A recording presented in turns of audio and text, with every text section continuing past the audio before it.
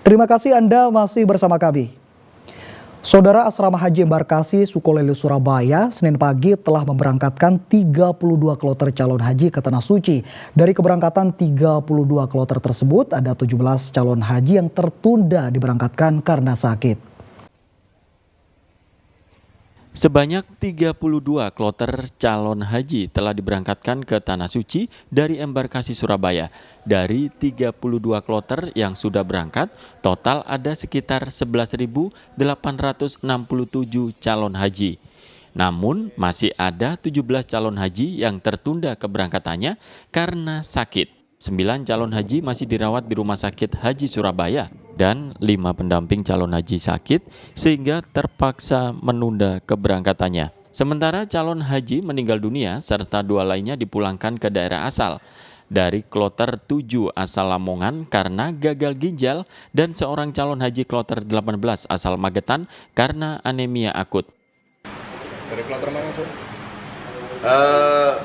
Kloter 12, kloter 16, kemudian kloter 18 dan beberapa kloter yang lain. Berarti total masih ada 9 ya yang dirawat ya? Ya, kita doakan mudah-mudahan segera sembuh, kemudian yang intikal, yang wafat menjadi syahid, ahli surga. Keluarganya juga sabar. Pak, jemaah yang pulang itu nantinya bagaimana, Pak? Akan dilihat asesmen tentang perkembangan kesehatannya. Calon haji yang tertunda berangkat ke Tanah Suci akan kembali diberangkatkan jika dipastikan sudah sembuh bersama kloter lainnya.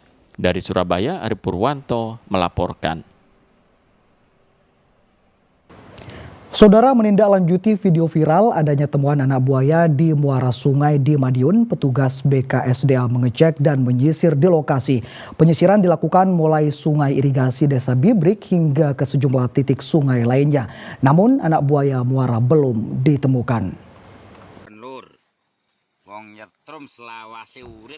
Terlihat anak buaya berada di muara aliran sungai irigasi Desa Bibrik, Kecamatan Jiwan, Kabupaten Madiun pada 30 April 2024 lalu. Dalam video amatir, tampak si perekam berupaya meyakinkan jika temuannya adalah anak buaya sungguhan, yakni bukan biawak atau nyambik seperti yang diperkirakan banyak warga. Menindaklanjuti video viral ini pada hari Senin, petugas konservasi dan sumber daya alam atau BKSDA wilayah 1 Madiun kemudian berupaya mengecek dan menyisir area lokasi sungai. Penyisiran dimulai dari sungai irigasi Desa Bibrik hingga ke sejumlah titik sungai lainnya.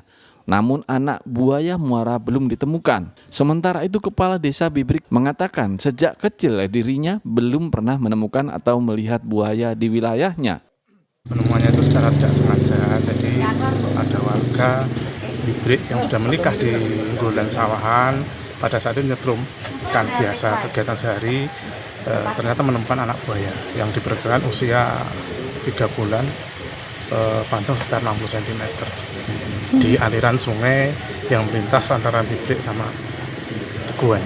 Saya mengimbau pada seluruh warga masyarakat Bibrik untuk lebih berhati-hati dalam beraktivitas di sekitar daerah aliran sungai. Yang kedua, saya sudah mengajukan surat ke BKSDA. Ya, alhamdulillah ini ditindaklanjuti. Usai melakukan penyisiran di sungai, petugas BKSDA wilayah 1 Madiun belum dapat memberikan keterangan terkait dugaan adanya anak buaya ini. Dirgo Suyono melaporkan dari Madiun.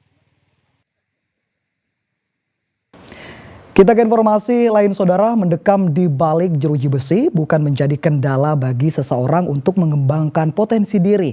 Seperti dilakukan warga binaan pemasyarakatan Rutan Gresik yang sukses membudidayakan ulat Jerman.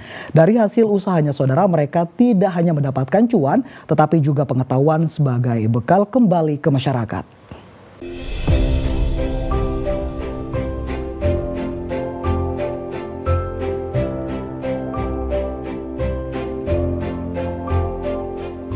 Tempat budidaya ulat Jerman ini berada di sebuah ruang berukuran 5 x 6 meter yang sebelumnya tidak terpakai. Sejumlah warga binaan membudidayakan 5.000 larva kumbang hitam atau biasa disebut ulat Jerman.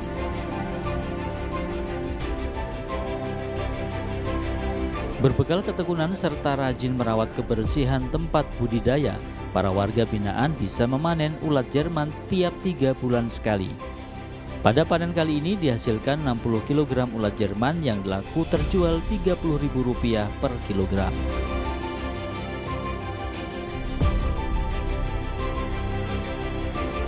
Salah satu warga binaan Rutan Gresik, Muhammad Khairul Prayoga mengatakan, budidaya ulat Jerman sangat mengasihkan dan membuat hidupnya di dalam penjara lebih berarti.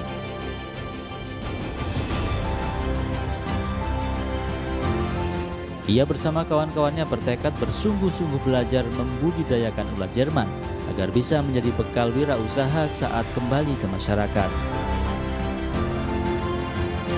Awal mula dari kumbang itu kami disupport mulai dari pertama awal mula datang itu cuma 1000 biji. Terus 1 minggu lagi kita masuk lagi kumbang itu sekitaran 2000. Jadi kumbang di sini itu ada 3000. Terus kemudian dipijah menjadi larva. Nah, larva terus dipijah lagi menjadi ulat. Sehingga ulat itu bisa dipanen sekitaran usia 3 bulan. Kepala Rutan Gresik, Bisri Wulan Agustomo mengatakan pihaknya juga menjalin kemitraan dengan pihak pengepul yang siap membeli hasil panen ulat Jerman sesuai harga pasar.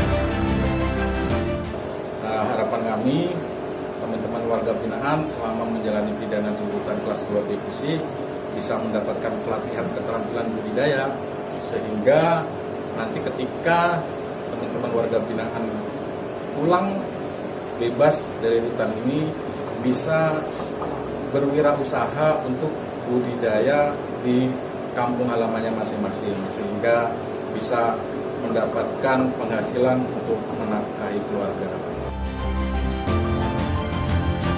Larva kembang hitam alias ulat Jerman biasanya digunakan pakan reptil, burung berkicau, unggas, dan ternak lainnya. Kandungan protein dan zat gizinya juga digunakan tambahan bahan baku produk kecantikan kulit. Muhammad Khodim melaporkan dari Gresik.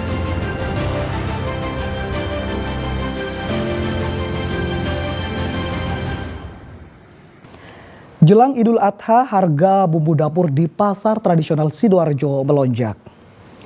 Informasi selengkapnya saudara akan kami hadirkan untuk Anda sesaat lagi.